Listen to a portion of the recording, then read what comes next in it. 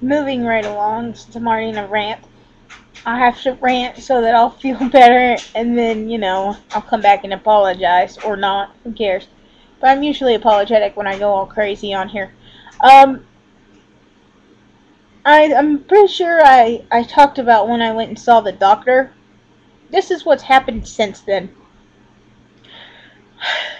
I just said in the last video that I did the cat litter, and ever since then, I haven't been able to walk. I don't know if I said that. I haven't been able to walk because the pain is so intense. My thighs have swelled up, and they hurt so bad. I can't sleep because the pain is so intense. For the last 2 or 3 weeks, well, actually, it's the 2 months, but it's been really bad the last 3 weeks. I really dread going to sleep because I know that when I wake up, or the hour before I wake up and when I wake up, is gonna hurt so bad, and the process of getting up and walking around for the first hour is absolute hell. Anyways, so I did this cat litter thing, and I haven't been able to walk. I have finally gotten able to walk. I mean, apparently I went to school, but I was late to every class. I've been having really bad pains in my ankle, so I almost fell a couple times.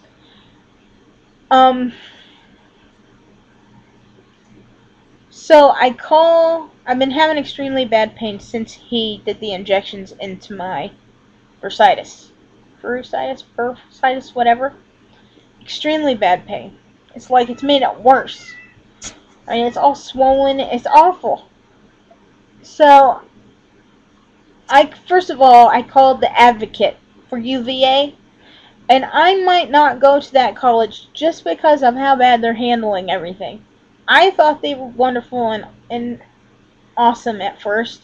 Neurology is awesome. They're wonderful. Rheumatology, not so much. Don't go there, please.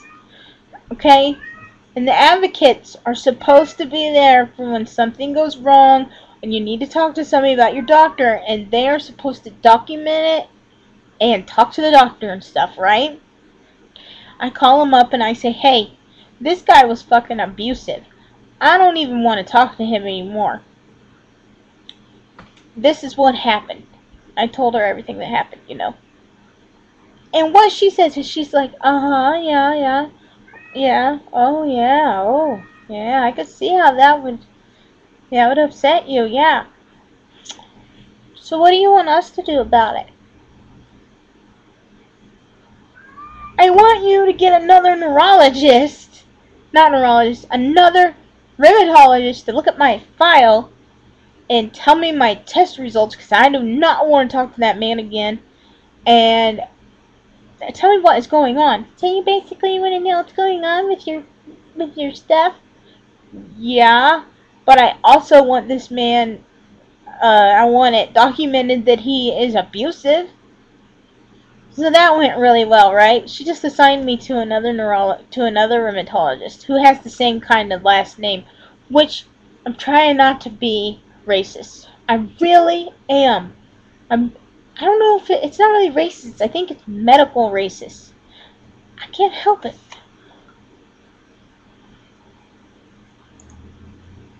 Anyway, sorry about that. Thing popped up. Like I seriously don't have any problems with anybody. Like, seriously. And there are doctors out there that have this ethnic that are very nice to me. One of the emergency room guys here, wonderful man. He's like the only one, though, that I have found. The rest of them, I don't know. Maybe their culture is way different than ours. I don't know. Anyway, so I call them up and ask. I finally get the woman that works with him, the nice one, to give me my test results. She told them all to me, but she told them all to me in doctor language.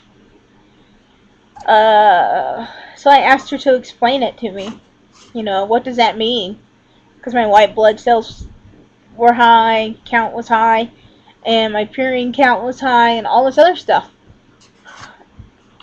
And then she was giving me numbers. It's supposed to be point blah blah blah, but it's point blah blah blah. And I'm like, well, what does that mean? She's like, well, it means that your blah blah blah is high. I'm like, I know, but what does that mean? She's like, well, your blah blah blah could be blah blah blah. I'm like, I don't understand. Whatever. So I called her up, cause I was pissed off that day. It was the day that I went to go pick out my mom's card, which is freaking awesome. I went to go pick whatever. I had to go and get medicine, and it was after school, and I had a migraine, and I've had a migraine every day. And I was in the wheelchair, because whenever we go to Walmart, I have to be in a wheelchair, and Sasha's pushing me around, and I was irate again, like for no reason, just pissed off. I was pissed off at the headache that day. That's right, I was pissed. And so I call her, and I call and I say, I think you should know that I am suicidal at this point over the pain. I really think you should know that. And she's like, okay, because I'm like, I'm at Walmart right now, and I expect you to call me something in because this is ridiculous. And she's like, okay, I'm gonna talk to him. So she calls me back. Sasha talks to her this time. Sasha was very upset. She said, I think it's time for some serious pain medicine because I don't know what to do anymore. She's yelling at me. She's in so much pain. That's all she can do is yell or cry. I'm scared to leave her by herself. And the woman goes, yeah, okay, we upped her Elavil to 150. By the way, if anybody knows what that is, that's my sleeping medication. We upped it to 150 to help her sleep. So she's like, well, that isn't going to help anything. She's sleeping fine.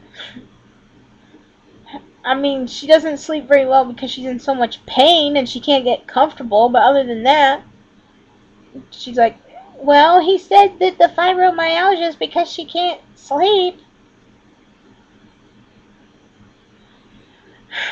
So I upped it.